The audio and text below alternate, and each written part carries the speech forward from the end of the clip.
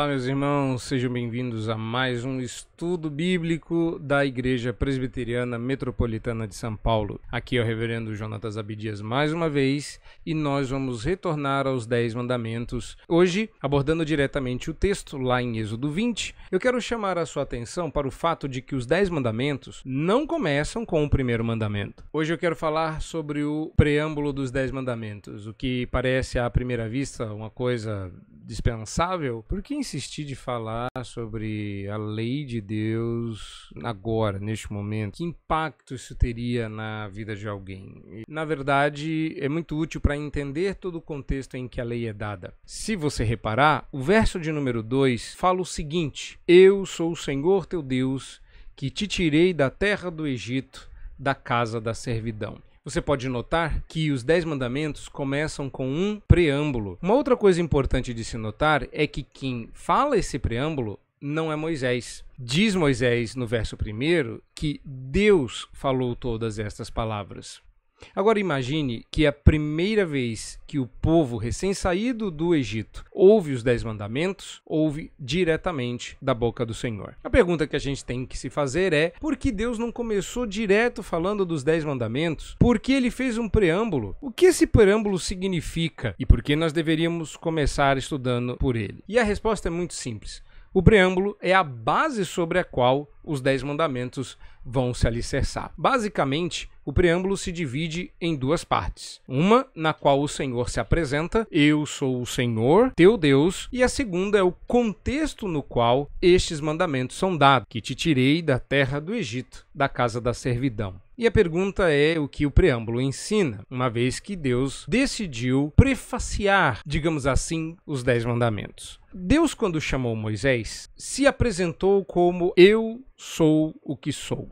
A expressão eu sou é uma expressão tão forte no Antigo Testamento e tão emblemática, porque o único que pode dizer que é o próprio Deus, na medida em que nós estamos e passamos, que quando Jesus quer se identificar como Deus, ele diz que ele é eu sou, e diz várias coisas, dando a gente uma multilateralidade da sua personalidade. Eu sou o bom pastor, eu sou a porta, e por aí vai. Aqui o Senhor retoma agora com o povo o nome com o qual se apresentou a Moisés. Ao se apresentar a Moisés, Deus disse que este nome seria conhecido desta geração em diante, porque os patriarcas não tiveram acesso a este nome. Portanto, toda vez que a gente lê no Gênesis que o nome Yahvé aparece, provavelmente grafado na sua Bíblia com todas as letras em maiúsculo ou em caixa alta, o que nós temos é uma interpretação de Moisés que olha para trás e vê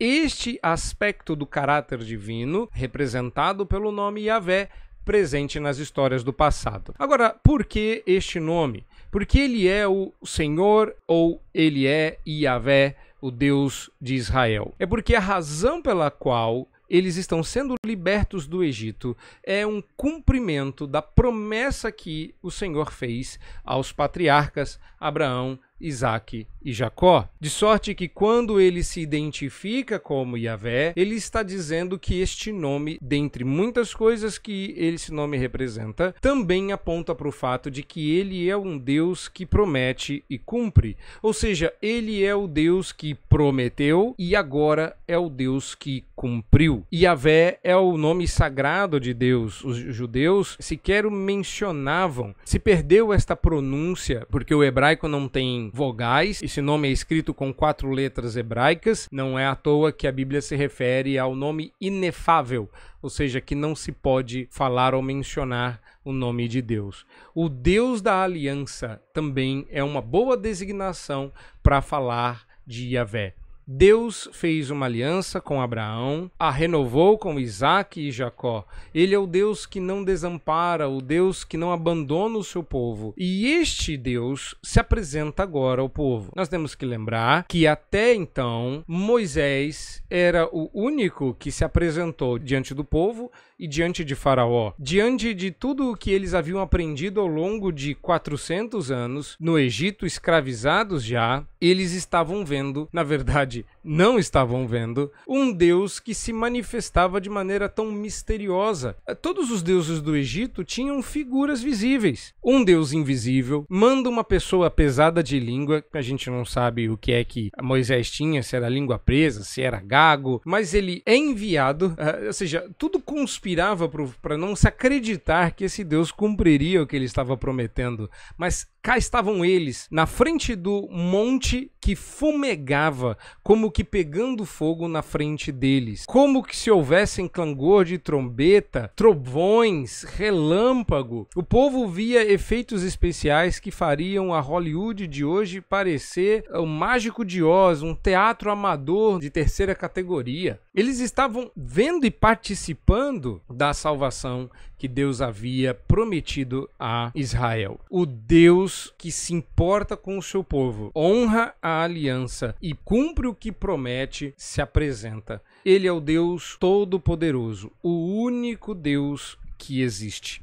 Ele provou que era o único Deus que existe quando derrotou todos os deuses do Egito, fazendo com que agora o povo estivesse diante dele, liberto, ouvindo os 10 mandamentos. Isso já deveria trazer para nós uma grande lição. Se tem uma coisa que a gente aprende aqui nos 10 mandamentos, e que deveria ser de grande lição para todos nós, é que Deus é o Deus que promete e cumpre. Às vezes a gente entende isso mal e gosta só das promessas boas ou que nos beneficiam diretamente, mas isso significa que ele cumprirá as suas ameaças, tanto quanto cumprirá as suas boas promessas. De qualquer forma, ele é um Deus confiável. E a gente, às vezes, desconfia do Deus que prometeu e, depois de humilhar divindade após divindade do Egito, resgatando o povo de dentro do Egito para fora, nós ainda tendemos a achar que este Deus não é digno da nossa confiança. Talvez a gente não diga isso de maneira tão aberta, tão direta, mas no final das contas, quando nós desconfiamos de Deus,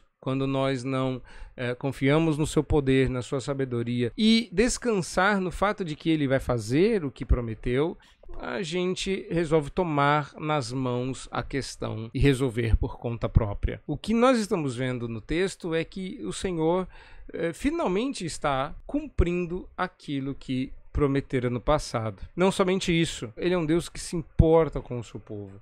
Ele é um Deus que fala, ele é um Deus que se aproxima. Todas essas características que parecem, às vezes, muito banalizadas para nós, não eram características comuns aos deuses do Egito. Este Deus se importou com escravos, com pessoas que eram consideradas sem valor àquela época e naquela civilização. Deus escolheu aquele povo para si e demonstrou ter poder acima de todos os deuses e de todos os intentos humanos. Faraó não poderia fazer nada para impedir. Talvez essa seja a razão pela qual o povo pediu para que Moisés falasse, porque eles sabiam que Deus era o tipo do Deus que cumpria o que prometia e que, quando exigia, exigia para valer. É bom lembrar que nós estamos diante dos 10 mandamentos e não das 10 recomendações. E eu vou repetir isso muito ao longo do tempo. Porque hoje em dia a gente degenerou a religião como se fosse uma expressão da espiritualidade humana. Não caia nisso. Quando a gente tem um preâmbulo nos 10 mandamentos, não é porque Moisés resolveu apresentar a lei antes de dizer qual era essa lei, mas porque o próprio Deus se apresentava diante do povo. Isso significa que Deus quem tomou a iniciativa de salvá-los. Foi Deus quem resolveu falar com esse povo. Deus é quem enviou Moisés e o tempo todo Deus é o protagonista dessa história. Então, a religiosidade humana é, na melhor das hipóteses, responsiva. Ou seja, Deus tem a iniciativa de vir até nós, se apresenta e nós respondemos ao chamado divino. Isso é muito interessante porque ainda assim concordamos que a nossa religião é uma dentre várias e cada um faz a sua própria escolha, o que de certo não é verdade. A verdade é que nossa religião é uma resposta à revelação divina. Deus revela quem é, o povo reage em adoração. Então, a vida diferente que Israel deveria ter agora que estava liberta por este Deus que venceu o Egito, deveria espelhar o caráter deste Deus tão grande e poderoso. Nós podemos incorrer em dois erros aqui. O primeiro é de não confiar nesse Deus e o segundo de não querer ter uma vida que demonstre, que espelhe o caráter desse Deus. Num segundo momento, nós temos o contexto em que a lei é dada. O contexto nos ajuda a entender que o contraste que normalmente a gente ouve por aí, que põe a lei de um lado e a graça do outro, está completamente equivocado. Observem que a lei é dada em um contexto de graça. O ambiente em que a lei é dada é um ambiente de graça. Deus não deu a lei por Moisés e disse: quem obedecer pode sair do Egito. Na verdade, ele primeiro libertou o povo do Egito para então entregar a lei. O contexto, o ambiente, o local, tudo apontava para o fato de que eles haviam de fato sido libertos. Eles estavam fora do Egito, os exércitos do inimigo haviam sido destruídos e lá estavam eles diante do Senhor. E Deus está dizendo que é Ele quem tirou o povo do Egito. Ele tinha direito de exigir que o povo vivesse de qualquer forma que ele exigisse, porque fora ele quem libertou o povo do cativeiro do Egito. Isso é tão emblemático e tão forte que Deus, na verdade, se assenta como um rei. O Senhor havia ordenado que eles tomassem banho e se preparassem para o encontro com o Senhor ao final daquela semana. Moisés, por ordem do Senhor, coloca um cerco ao redor do Sinai, porque Deus havia dito que quem se achegasse ao Sinai morreria. Então, protegidos por aquela cerca, o povo aguardava a orientação que viria do Senhor. Como um rei assentado em seu trono, o Sinai foi o lugar aonde Deus se assentou para receber os seus filhos súditos que, reunidos, agora ouviam a lei deste reino de liberdade para o qual eles haviam sido tirados. Ou seja, a lei é colocada nas nossas mãos para que nós percebamos que o Deus que adoramos é absolutamente perfeito em todas as suas obras, no seu caráter, e espera de nós uma vida santa que espelhe a santidade do Deus adorado. Em Levítico, ele afirma que nós devemos ser santos como ele é santo. E aí vem a questão da graça. Por que da graça? Porque normalmente a gente vê um contraste espúrio sendo feito entre lei e graça. Eu digo espúrio porque muita gente acha que o contrário de lei é graça e, na verdade, não é assim, biblicamente falando. O contrário da lei, na verdade, é o evangelho.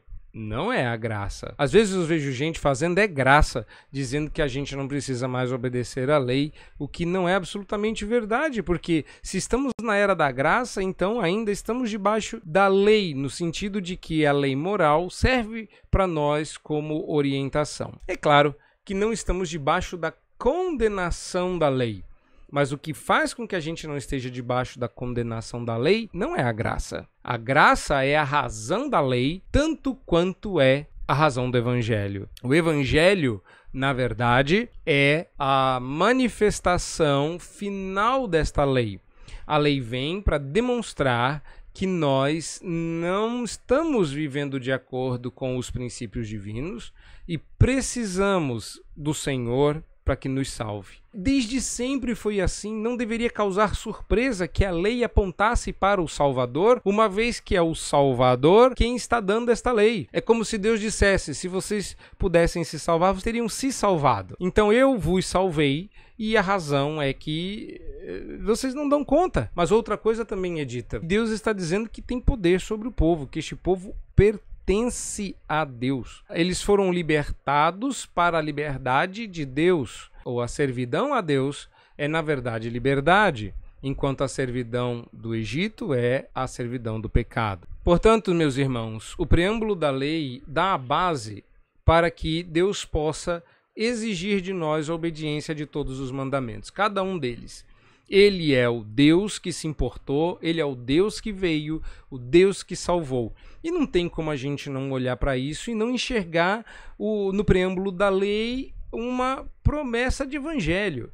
Quando o Senhor Jesus se identifica como o eu sou, quando o Senhor Jesus primeiro nos salva e exige que nós vivamos em novidade de vida, é porque ele nos comprou com o seu sangue. Essa, inclusive, é a expressão que os autores do Novo Testamento usam. O Senhor Jesus não é apenas o nosso Salvador, ele também é o nosso Senhor. Precisamos entender que a vida cristã é uma vida de serviço. É uma vida na qual a gente serve a Cristo, que é o nosso dono, como Deus era de Israel. Comprados por seu sangue, como diz a Bíblia, significa que ele nos salvou e agora exige de nós que vivamos em conformidade com a sua lei. Ele não veio revogar esta lei, antes ele veio cumpri-la. E isso é importante para que quando a gente olhe os 10 mandamentos, a gente não use como desculpa o fato de sermos salvos pelo Evangelho de Cristo como uma desculpa para não obedecer a Deus. Eu espero que estas poucas e singelas palavras comecem a ajudá-los a entender a lei de Deus e prepare o seu coração para as lições que virão. Deus abençoe, fiquem com Deus e bora estudar a Bíblia.